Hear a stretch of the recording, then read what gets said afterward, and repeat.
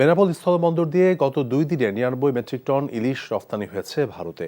বেনাপোল বন্দরের উপপরিচালক রাষ্ট্রদূত সজীব নাজির জানান, গত বৃহস্পতিবার বেনাপোল স্থলবন্দর দিয়ে 20টি ট্রাকে করে 54 মেট্রিক টন ইলিশ রফতানি হয়। শনিবার 15টি ট্রাকে 45 মেট্রিক টন ইলিশ রফতানি হয়েছে। প্রতি কেজি ইলিশ রফতানি হচ্ছে $10 মার্কিন, যা বাংলাদেশি মুদ্রায় 1180 টাকা দরে। দেশীয় বাজারে 1 কেজি ইলিশের মূল্য 1650 টাকা।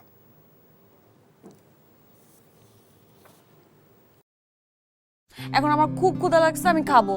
কি কি রান্না করছো? আসো। দেখো, খুবই ভালো রান্না করছো। আমি তো মাঝে মাঝে চিন্তা করি আমি রান্না কেন করি, তোমারই করা উচিত। হার্ড ওয়ার্ক করার লাগবো। আমি এই চাকরি করবো না, ছেড়ে দিচ্ছি। আমি প্রেগনেন্ট। একজনের উপার্জন দিয়ে কি এই ঢাকা শহরে একটা ফ্যামিলি চলে?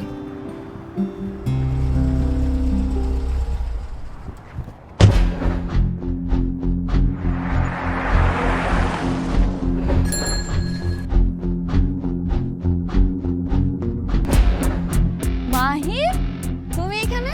পরিচয় করে দিই, উনি আমার বস। অনেক ভালো করে চিনি। ওর পেটে যে বাচ্চা বড় হচ্ছে ও তোমার না। ওর বেঁচে থাকার কোনো অধিকার নেই। ওকে খুন করো।